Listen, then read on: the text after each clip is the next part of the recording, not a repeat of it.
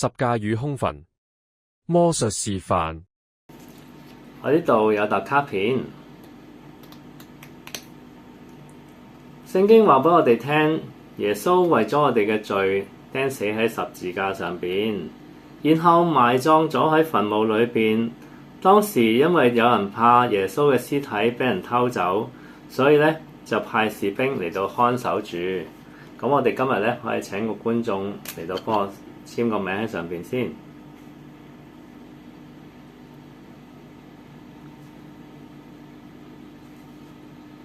觀眾今日就成為咗呢個看守住墳墓嘅士兵。